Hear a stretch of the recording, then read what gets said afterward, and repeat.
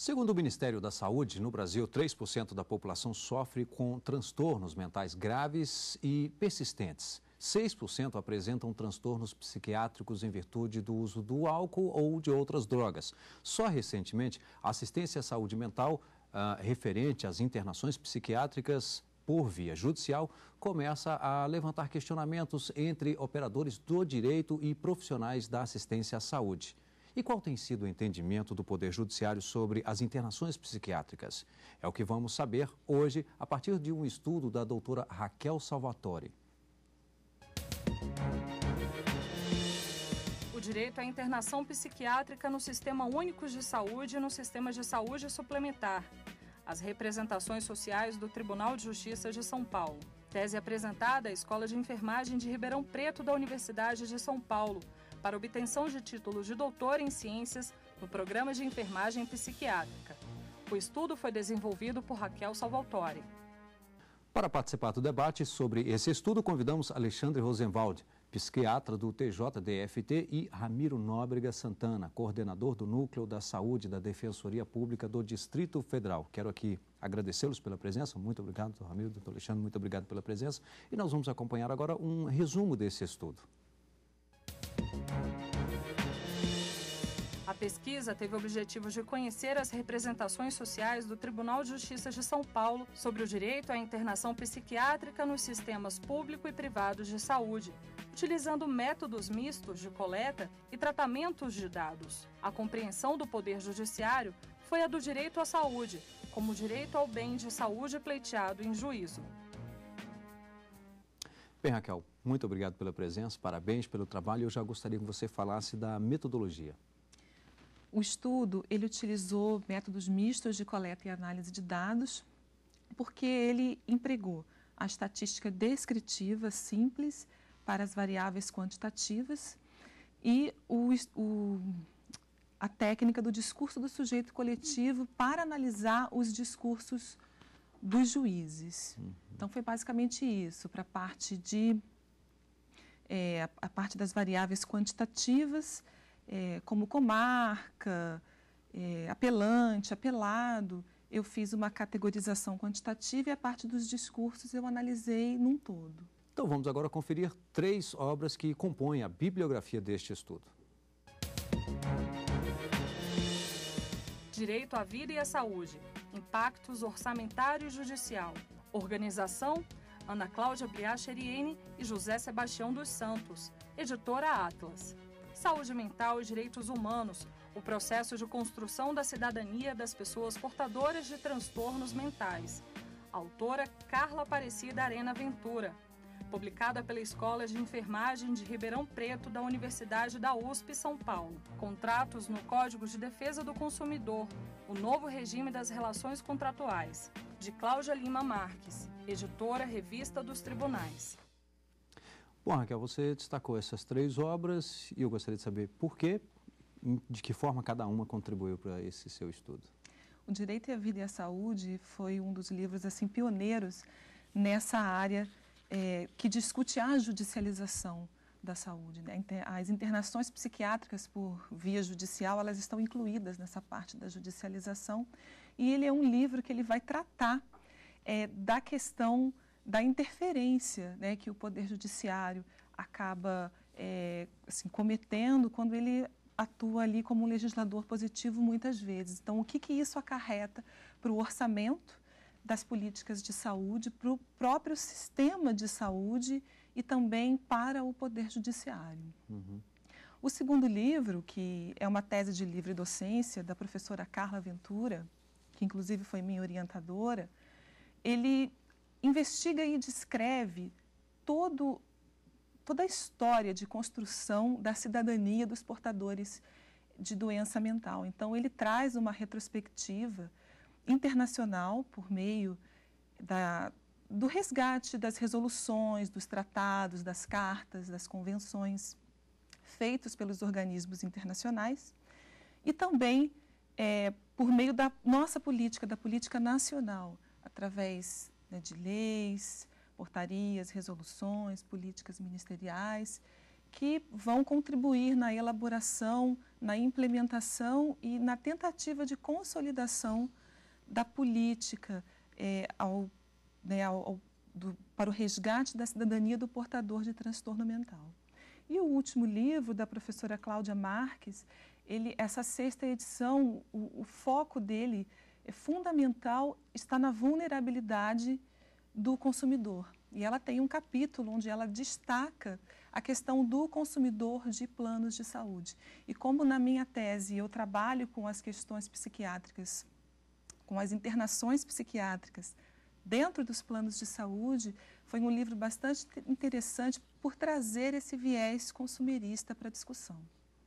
Bem, professora Cláudia Lima Marques, que inclusive também já esteve aqui no programa Academia, já estive com ela, ela tem realmente essa grande preocupação com essas questões de contratos e em planos de saúde também, tem ótimos trabalhos nesse sentido. Bom, vamos falar do seu estudo agora. O estudo, ele teve o objetivo de conhecer as representações do Tribunal de Justiça de São Paulo sobre o direito à internação psiquiátrica no Sistema Único de Saúde e no Sistema Suplementar, que é o sistema operado pelos planos de saúde. Ele abrangeu o período de 1998 a 2012. Eu fiz uma coleta, então, de todos os acórdãos disponíveis durante esse período pelo site do TJSP e busquei, então eu trabalhei com a 2ª instância e busquei tudo aquilo que tinha lá, que os juízes publicaram ali em termos de acórdãos sobre a temática internações psiquiátricas, e aí no público e no privado. Eu tive um instrumento para cada um, para o público e para o privado, porque existem aí as diferenças fundamentais de cada sistema.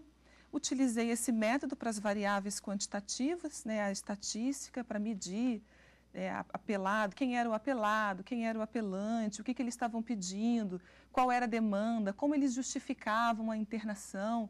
E depois o método qualitativo, um método de análise do discurso, para condensar todos esses discursos. Foram 200 acórdãos que eu selecionei, então ao todo eu tive 900 fragmentos de discurso, porque cada um se relacionava a um determinado tema.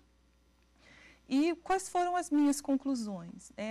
Assim, foi diferente, a abordagem para o Sistema Único foi uma, a abordagem para o Sistema Suplementar foi outra. No Sistema Único de Saúde, a internação psiquiátrica, ela adquire a representação majoritária de uma proteção à dignidade do portador de transtorno mental. Então, majoritariamente, os juízes, eles entendem que a internação psiquiátrica ela vai proteger essa pessoa. E minoritariamente, que é uma violação a essa dignidade, porque priva o paciente da liberdade, da autonomia, e que sem o devido processo legal, porque ele não é nenhum criminoso, ele não está respondendo a nenhum tipo de crime. Na saúde suplementar, o enfoque é completamente diferente, porque é um enfoque consumerista. Ali ele é visto como um consumidor de um serviço ou de um bem de saúde ao qual ele tem direito porque ele pagou. Então, a representação é toda em cima da abusividade das cláusulas que limitam o tempo de internação psiquiátrica, das cláusulas contratuais que limitam esse tempo a 30 dias e das resoluções dos órgãos regulamentadores que também trazem essa limitação, que é mais por uma questão do redirecionamento da atenção à saúde mental do que propriamente dito uma limitação para o consumidor não ter acesso. Isso é uma coisa importante da gente discutir do porquê que existe essa limitação para a atenção psiquiátrica hospitalar e não existe para as outras patologias. E, assim, como conclusão, o que nós podemos tirar disso? Que o direito à internação psiquiátrica, que vem sendo discutido no tribunal, é o direito ao bem de saúde, ao serviço que está sendo pleiteado. É o direito à doença, é o direito do indivíduo ficar doente e ali conseguir aquele bem que ele está pleiteando, que ele está necessitando. Não é o direito à saúde entendido de uma forma ampla, principalmente no caso do portador de transtorno mental. Porque quando a gente considera só esse ponto, que é a atenção psiquiátrica, principalmente no caso do dependente químico, nós estamos esquecendo aí os direitos de cidadania, que ele necessita: moradia, lazer, trabalho, renda, inserção social. Isso não está sendo discutido, essa preocupação com a assistência em rede comunitária aberta, isso não entra na questão do direito ali ao atendimento psiquiátrico. Então, é o direito ao bem que ele está pedindo, porque, né, o que a gente observa é que o foco ele sai do indivíduo para a doença do indivíduo, e isso tem um impacto muito grande nas nossas políticas, na elaboração, na própria implementação da Lei 10.216 de 2001, que redireciona a assistência ao portador de transtorno mental no nosso país. Então, a conclusão é de que a gente tem muitos desafios aí, tanto para o Poder Judiciário quanto para o sistema de saúde, e que é fundamental o diálogo entre essas duas áreas, né, e o intercâmbio de informações e de conhecimento para que a gente possa efetivamente realizar o que a lei preconiza. Bom, e é claro que nós temos aí uma vertente disso, que é justamente, eu acho, boa parte dos casos, a família, né, que acaba sendo uma codependente e necessita talvez até desse próprio serviço, tanto quanto quem está sendo internado. Bom, nós vamos fazer aqui um rápido intervalo, em seguida estaremos de volta já na fase de debates aqui no Academia. Até já. Em debate hoje no Academia, a tese de Raquel Salvatore, o direito à internação psiquiátrica no Sistema Único de Saúde e no Sistema de Saúde Suplementar, as representações sociais do Tribunal de Justiça de São Paulo. Mas antes de iniciarmos aqui o nosso debate, vamos conferir algumas teses e dissertações que estão disponíveis no mercado. Discricionariedade técnica na regulação econômica, de Flávio José Roman, editora Saraiva. Improbidade administrativa e sua autonomia constitucional, de José Roberto Pimenta Oliveira, editora Fórum.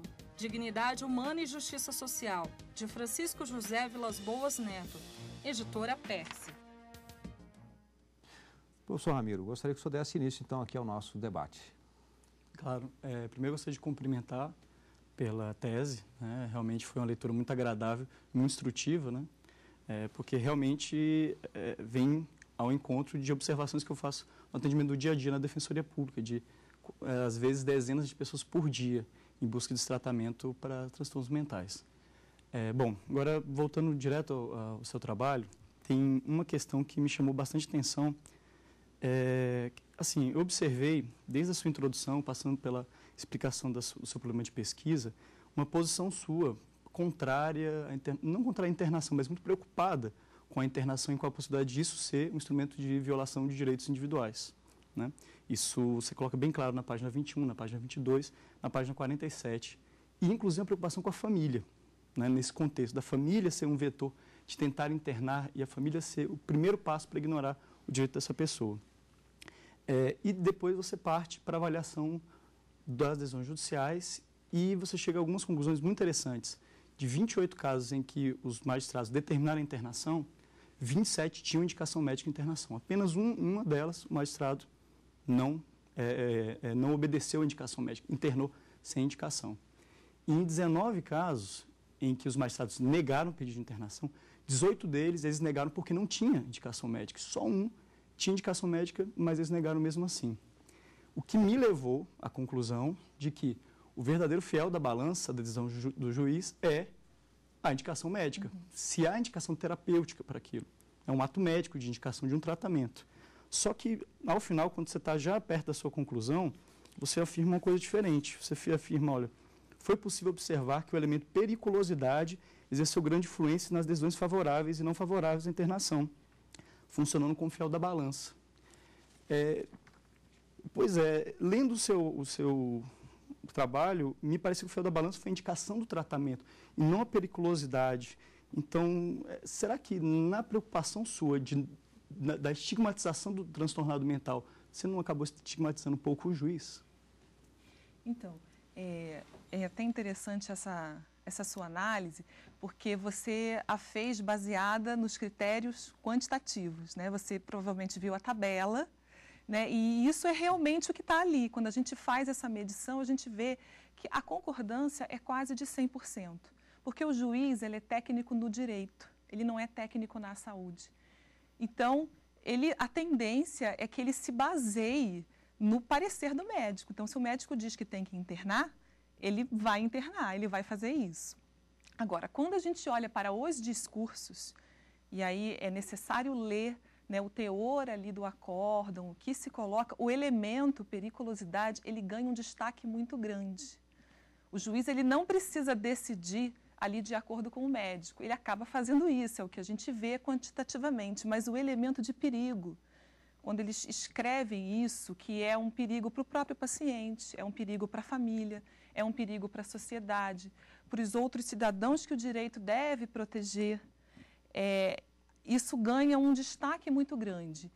E eu tive também uma vivência, né, como assessora a convite do Comitê Executivo de Saúde do Estado de São Paulo, do CNJ. O CNJ, ele tem alguns comitês, formou comitês pelos estados para discutir a questão da judicialização da saúde e esse trabalho surgiu daí, né, dos juízes colocarem essa dificuldade deles, de na hora de que a família chega pedindo que a mãe chegue, a mãe, né, você deve ter visto também no resultado, é ela que vai lá e pede a internação do filho, porque é ela que cuida, ela não sabe mais o que fazer e acha que isso é a panaceia, é isso que vai resolver o problema.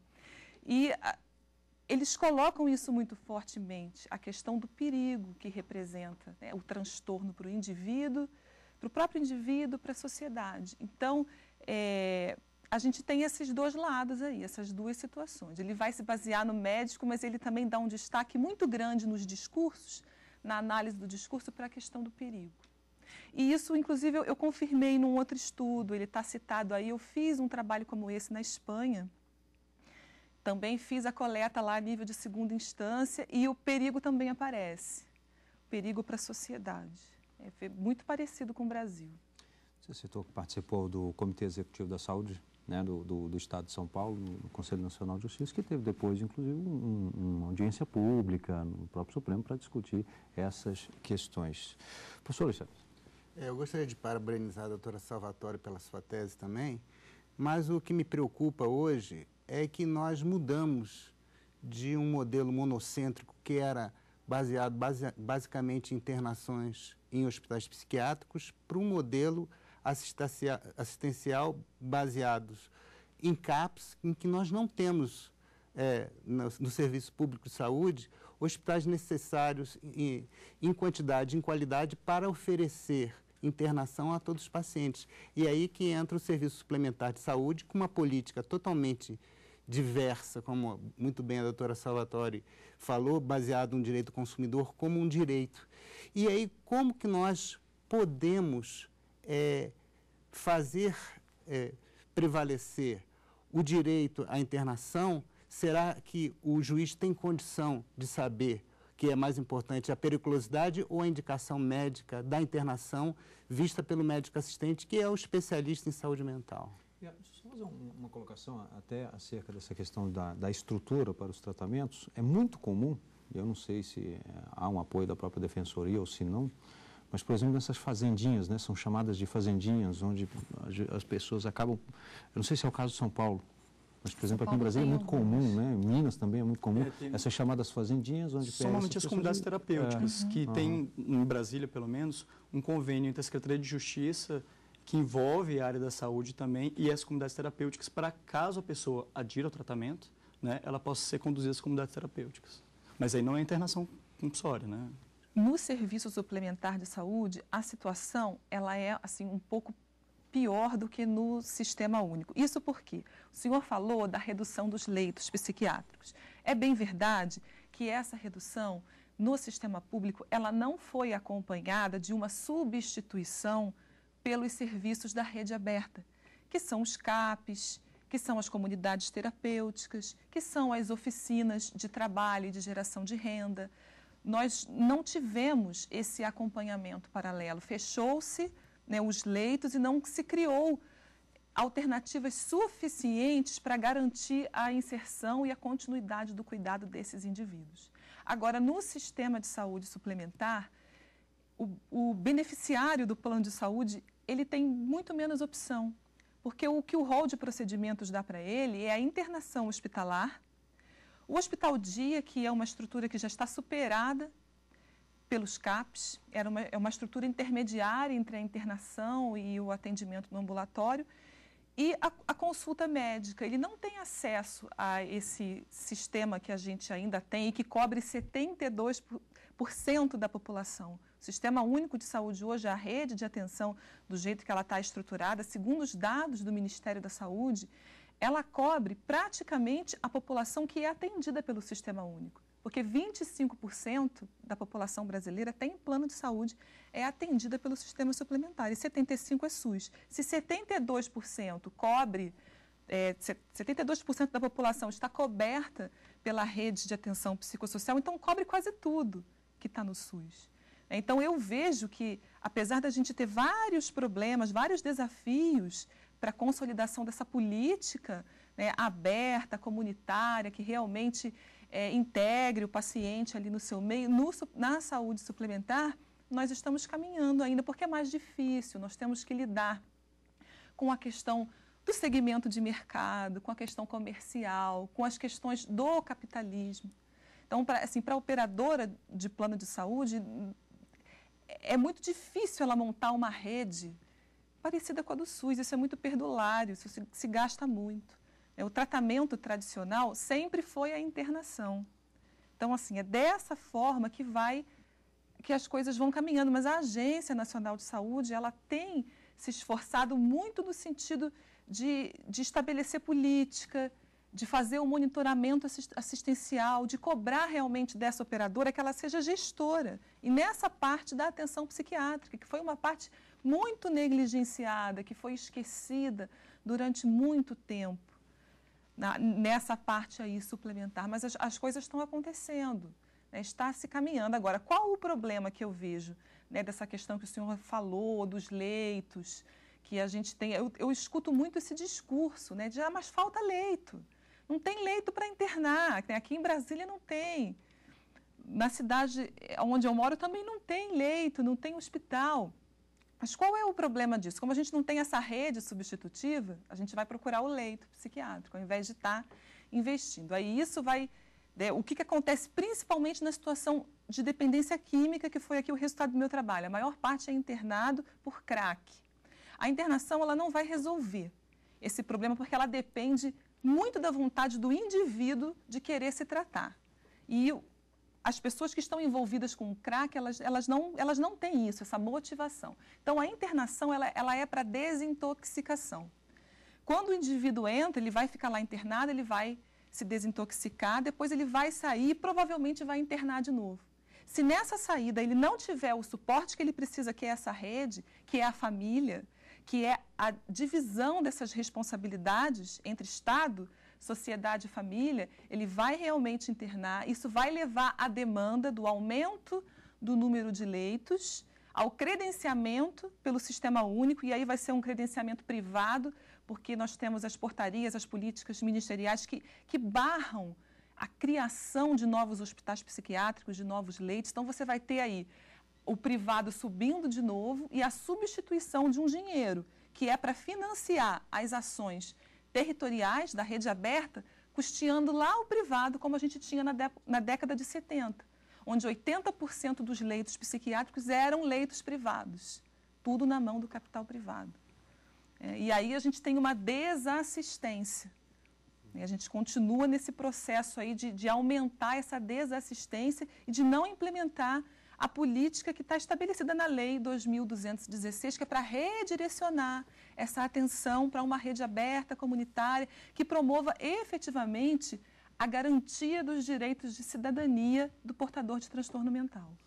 Bem, doutora Raquel, muito obrigado pela presença, parabéns pelo trabalho, doutor Ramiro também, muito obrigado pelas perguntas, pelas questões, pelo posicionamento também ao doutor Alexandre. Muito obrigado pela participação aqui em nosso programa Academia. E lembro que você pode trazer o seu trabalho para ser debatido aqui com a gente, ou a sua tese, ou a sua dissertação. academia@stf.jus.br é o endereço para que você encaminhe o seu estudo, tá bom? Você também pode assistir à TV Justiça, não só esse programa, como outros programas por meio do nosso site www.tvjustiça.jus.br. Obrigado e até o próximo encontro.